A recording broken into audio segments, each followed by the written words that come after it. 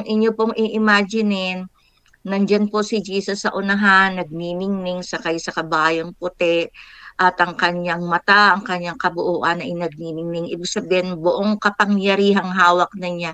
Kasi siya nga po ay namatay at muling nabuhay at ibinigay na ng Ama sa kanya ang kapamahalaan sa lahat. Ano po? At sa likod nito, kasama niya ang hukbo ng mga anghel. Mababasa niyo po yan sa Revelation o sa pahayag. Ah, dito naman po sa sinabi din po dito sa Matthew, alam po at sa katulad po ng sinabi naman sa Matthew chapter 16 verse 27, ito po yung nagpapatunay, for the Son of Man will come in the glory of His Father with His angels. So kasama rin po niya ang mga anghel matapos niya pong gapiin ang lahat ng kasamaan ni Satanas. And then He will render to everyone according to his deed. Lahat po ay magsusulit, no po, at ang witness doon ay ang mga anghel. Maaaring naisugo na po si Ophanim sa mundong ito ngayon. Ano po, hindi po natin alam. Tayo po kasi ay busy sa mga nangyayari sa araw-araw, sa ating mga pamilya, sa ating mga tungkulin. Pero ang totoo po dito ay araw-araw ay nalapit na isinusugo po ang mga anghel upang tayo paalalahanan, at ito po sa pamamagitan ng mga Kristiyano at ang mga mananampalataya na nangangaral po. Katulad po ninyo, katulad po natin na tayo'y nagkakatipon, maaaring kasama po natin ang mga anghel na ito. Ano po?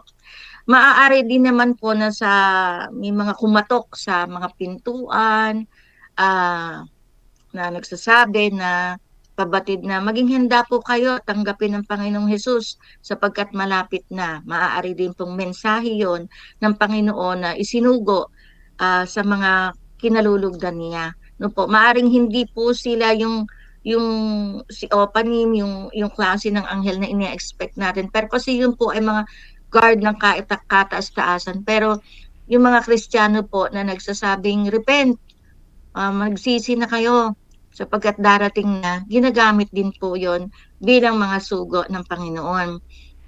At bilang mga Kristiyano nga po, ay tayo'y dapat pong tumalima, tayo maging matibay sa pagmemensahe ng salvation, ng kaligtasan po ng Panginoon, ng bawat isa sa pamagitan po ni Jesus. Ano po?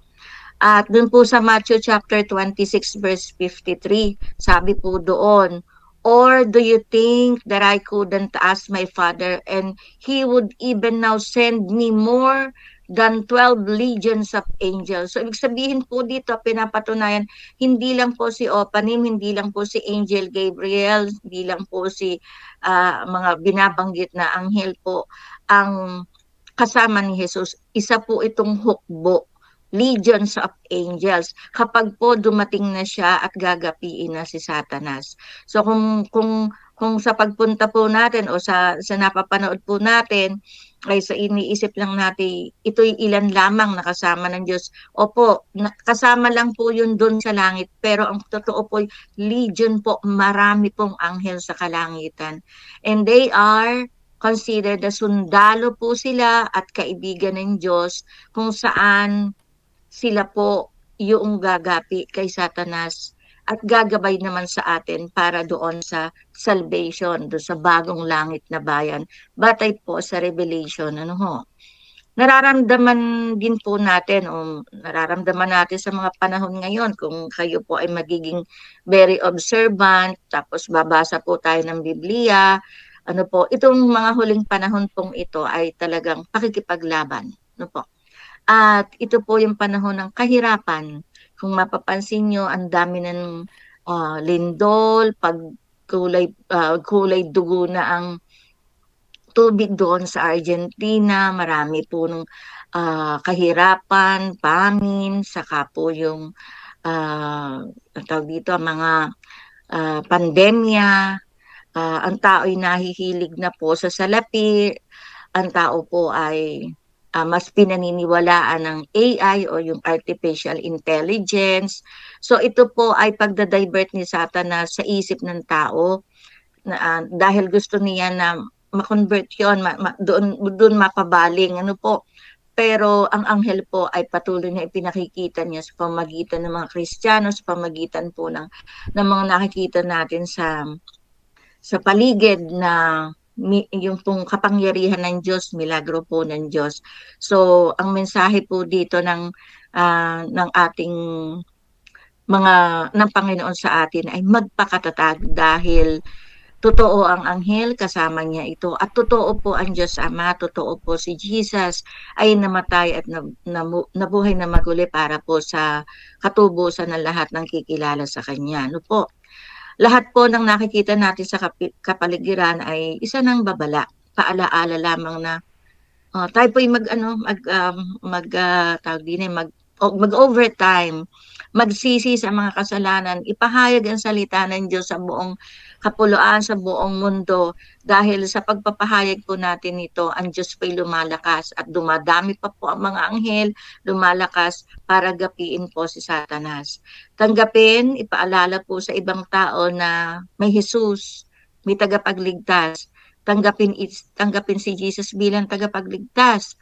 At para makasama po tayo sa bagong langit na bayan, bagong Jerusalem, na kung saan ang mga anghel po ay kasalamuhan natin. At doon natin makikita na ang Panginoon, ang mga anghel, ang mga kaluluwang espiritu na ay magsasama-sama upang dakilain po, papurihan ng Ama sa langit. At doon po naluklok si Jesus, ang Kordero, at ang mga tao na kanilang nagbuwis ng buhay para po sa ikaluluwalhati ng Panginoon. Kaya po pinapaalalahanan po tayo dito sa Matthew chapter 13, verse 39, 41 at 42. Ang sabi po dito, the enemy who sowed them is the devil. Po, and the harvest is the end of the age, and the reapers are angels. And the Son of Man will send out his angels, and they will gather out of his kingdom all things that cause stumbling, and those who do iniquity, and will cast them into the furnace of fire. There will be the weeping and gnashing of teeth. Sabi pong ganoon. So, ibig sabihin, sa takdang panahon, kung tayo naging katulad ng mga anghel na tagapagpahayag ng mensahe ng Panginoon, tayo po'y makakasama ng mga anghel sa langit. Ang lahat ng hindi kikilala itatapon sa apoy ng impyerno, kasama ng mga diablo, at ang mga anghel naman ay magiging gabay natin doon sa langit na bayan, kung saan tayo po'y magkakaroon ng kapayapaan. Samantalang, yung mga hindi naging karapat-dapat sa pagiging mensahero, sa pagiging katulad ng mga anghel, ay magngangalit po kanilang ngipin doon sa impyerno at sila po ay hindi na magkakaroon ng panibagong buhay.